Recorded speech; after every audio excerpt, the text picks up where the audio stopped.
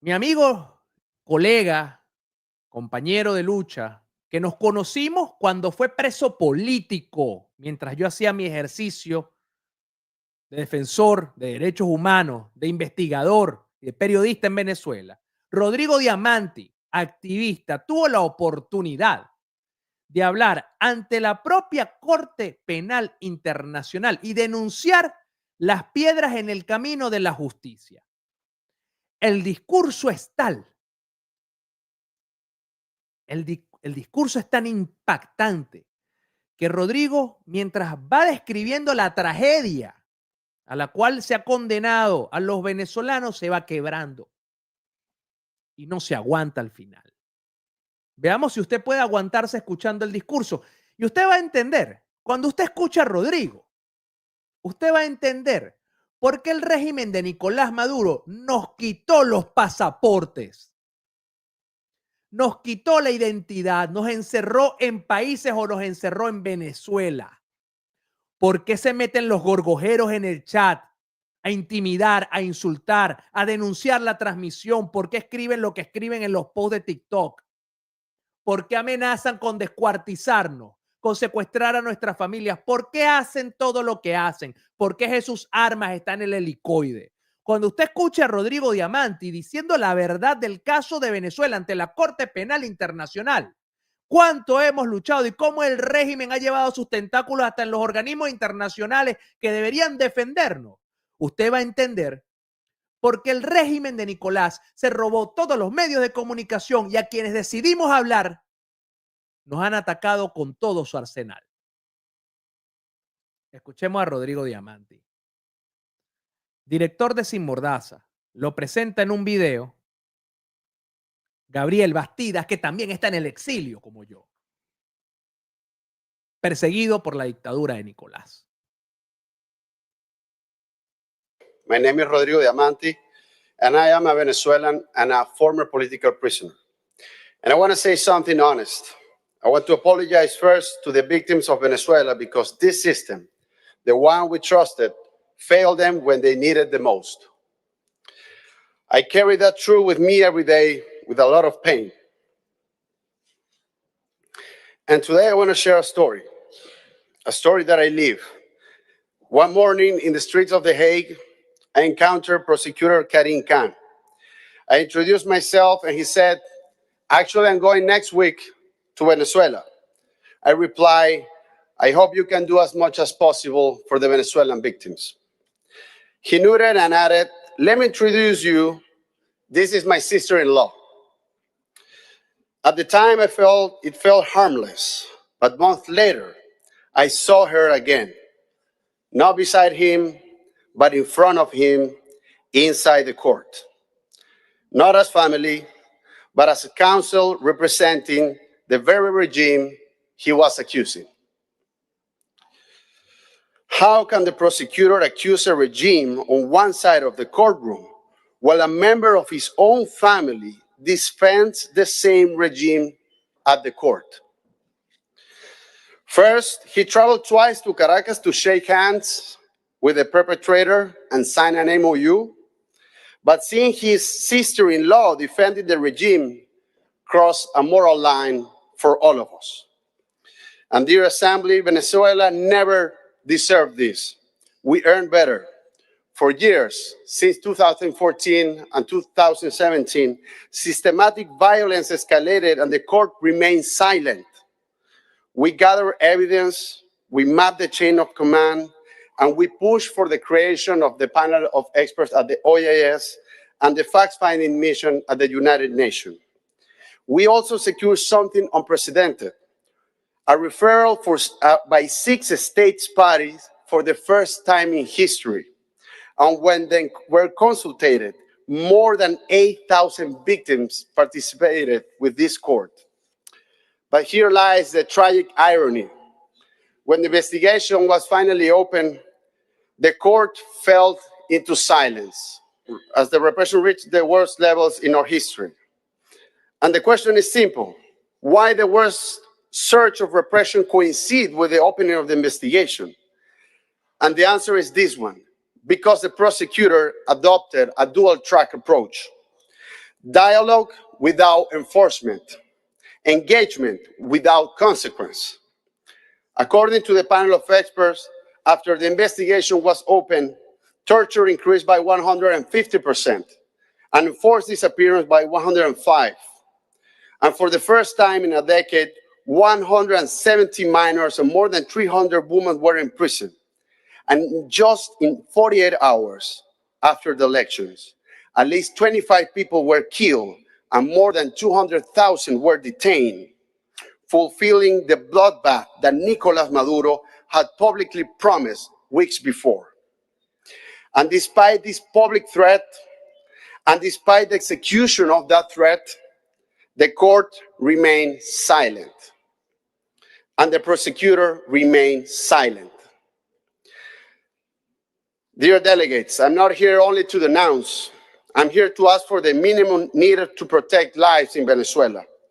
First, the prosecutor must speak publicly and consistently about the crimes being committed. Second, the court must issue arrest warrants in the Venezuelan situation and publicly confirm their existence. Names are not required. Acknowledgement is essential.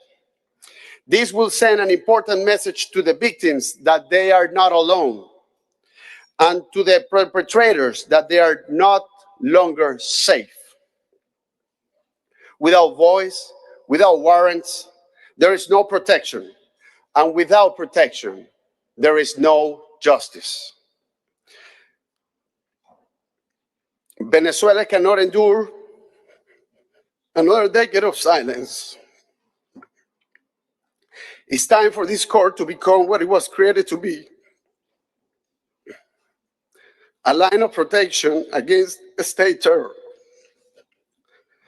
As Juan Pablo Pernalette's parents said to me one day, crime against humanity may not expire, but human lives do, like the life of his son murdered by the Nicolas Maduro regime. And I hope that one day I can stand here in front of all of you, not to apologize to the victims, but to thank this court because we finally found justice for all of them. Y a las víctimas de Venezuela les digo, gracias por seguir luchando por la justicia, que estoy seguro que gracias a ustedes algún día llegará.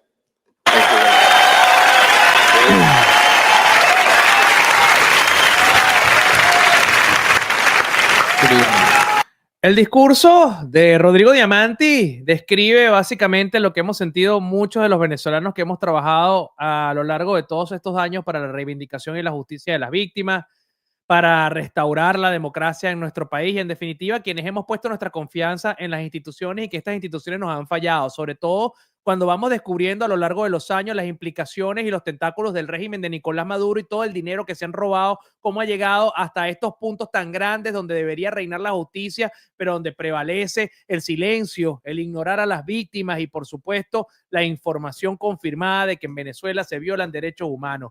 El quote que hace Rodrigo Diamanti de los padres de Juan Pablo Pernalete es algo que tenemos que tatuarnos si podemos, ¿sí?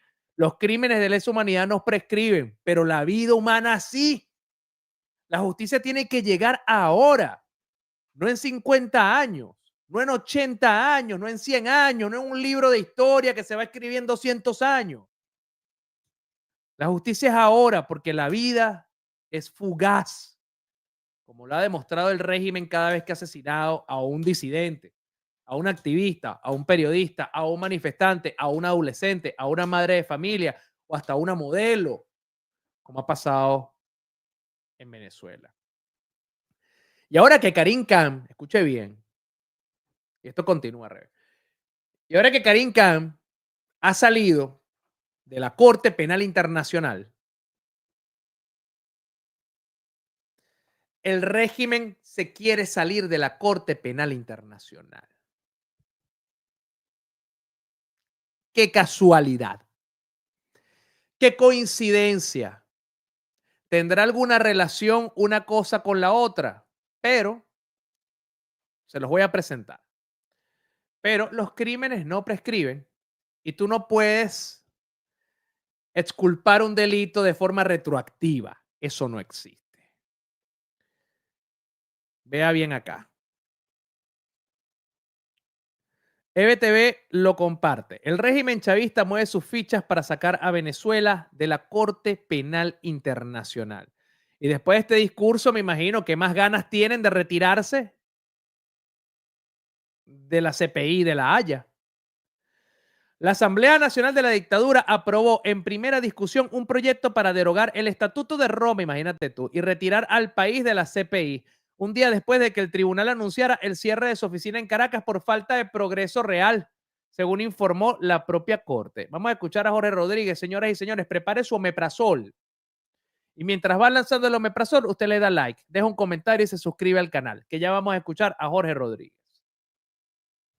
Las honorables diputadas y los honorables diputados que estén a favor de aprobar en primera discusión el proyecto de ley derogatoria de la ley aprobatoria del Estatuto de Roma de la Corte Penal Internacional, sírvanse a manifestarlo con la señal de costumbre. Queda aprobado por unanimidad.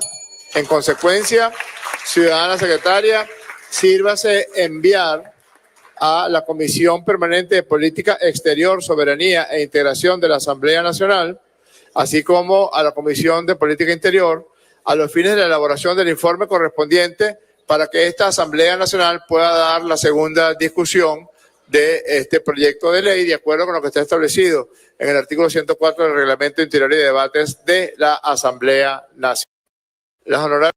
Lo escuchó aquí en Lo Vivo en Vivo con Melania Ovar. Jorge Rodríguez busca sacar a Venezuela de la Corte Penal Internacional luego de que Karim Khan fuera excusado del caso Venezuela 1, luego de que la misma Corte cerrara la oficina que había instaurado en Venezuela para el objetivo de la complementariedad con el Estado venezolano, diciendo que no había voluntad política, luego de que Rodrigo Diamanti, expreso político, víctima de la represión de Nicolás Maduro, haya hablado en frente de la Corte Penal Internacional y acusado directamente a los Estados partes por no hacer absolutamente nada y señalar la relación de Karim Khan, fiscal de la Corte Penal Internacional, con su cuñada que participó en la defensa del régimen de Venezuela ante la misma Corte.